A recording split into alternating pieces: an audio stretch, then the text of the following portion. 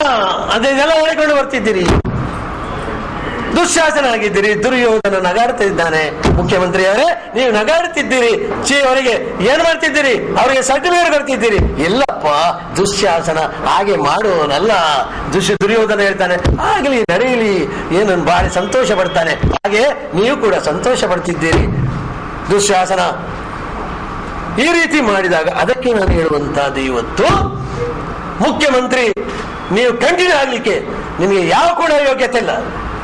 You are unfit to become the chief minister of this Karnataka. ಈಗ ಶೋಭಕ್ಕ ಮತ್ತು ಭಾರತಿ ಶೆಟ್ಟರದ್ದು ಪರಿಣಾಮ ಏನಾಗ್ತದೆ ಅಂತ ನನಗೆ ಗೊತ್ತಿಲ್ಲ.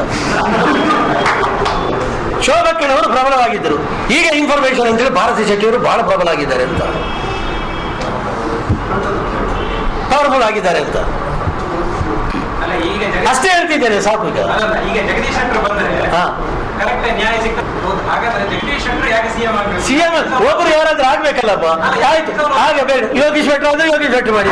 ಖುಷಿ ಕೇಳಿಪ್ಪ, ನಾನು ಹೇಳುದು ಕೇಳಿ. ನಿಮ್ಗೆ ಖುಷಿ ಇದ್ರೆ ಅಲ್ಲಪ್ಪ, ನಾನು ಆಗಬಾರ್ದಂತೆ ಯಾರಿಗೆ ಸಹ ಆಗ್ಬೋದು. ಈಗ ಕೇಳಿ, ಅನಂತ್ ಕುಮಾರಿಗೆ ಕೂಡ ಆಗ್ಬೋದು. ನಂದು ಒಂದು ಸಲಹೆ, ತೆಗೆದುಕೊಳ್ಳಿ ಬಿಜೆಪಿಯವರು ಇದ್ರ ಬಿಟ್ಟು ಬಿಡಿ. ಇವರನ್ನು ಮಾಡಿ, ಶೋಭನನ್ನೇ ಮಾಡಿ, ಭಾರತಿ ಶೆಟ್ಟಿಯನ್ನು ಮಾಡಿ, ಯಾರನ್ನು ಬೇಕಾದ್ರೂ ಮಾಡಿ. ಈಗ ಇಂಥ ಕೇಸ್ಗಳು